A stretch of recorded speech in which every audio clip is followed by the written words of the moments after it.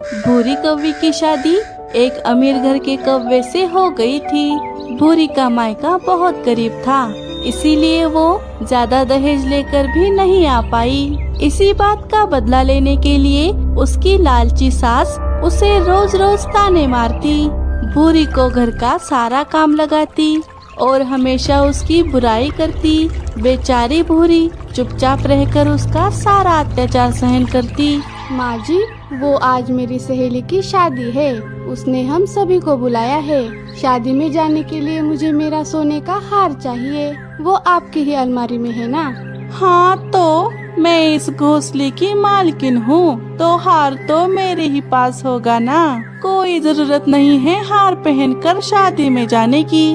और हाँ, मैं शादी में नहीं आ रही हूँ, तो मेरे लिए मटर पनीर और पुलाव बना देना, समझी?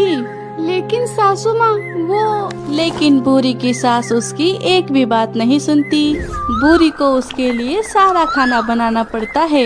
माँ जी, मैंने सारा खाना बनाकर रख दिया है, मुझे देरी हो रही है, मैं चलती हूँ। अरे अरे, खाना बनाकर रख दिया है मतलब मुझे परोसेगा कौन? तुम्हारी मरी हुई माँ सहेली की शादी के लिए बड़ी उतावली हो रही है। चल अब चुपचाप घर में बैठ, कोई जरूरत नहीं है शादी में जाने की। क्या? लेकिन माँ जी, मैंने सारा खाना बनाकर रख दिया है, आप चाहे तो मैं उसे परोस दूंगी, लेकिन मुझे शादी में जाने से मत रोकिए। मेरी सहेली ने मुझे बड़े प्यार से बुलाया है। अच्छा, तो मैं क्या करूँ? वो सब तुझे पहले सोचना चाहिए था। चल अब चुपचाप घर की सफाई और बर्तन धो ले, वरना इस घर से चली जा। तेरी हमें कोई जरूरत नहीं। वैसे भी मेरे बेटे को तुझसे अच्छी पत्नी मिल जाएगी। कल मुँही कही की। बेचारी भूरी कुछ नहीं कर सकती थी, उसको अपने सहेली की शादी छोड़कर घर का सारा काम करना ही पड़ा। ऐसे ही उसकी सास को भूरी की खुशी बर्दाश्त नहीं होती थी, वो हमेशा ही उसे नीचा दिखाने का मौका ढूंढती रहती। भूरी का पति काम के सिलसिले में हमेशा बाहर रहता, इसीलिए घर में उसकी सुनने के लिए कोई नहीं था।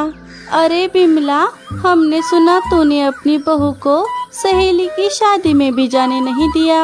अरे उस बेचारी पर इतना जुल्म क्यों करती है? वो तो कितनी संस्कारी और सुशील है। हाँ, आपने सही कहा। सुना है बेचारी अपने मुंह से एक शब्द तक नहीं निकालती।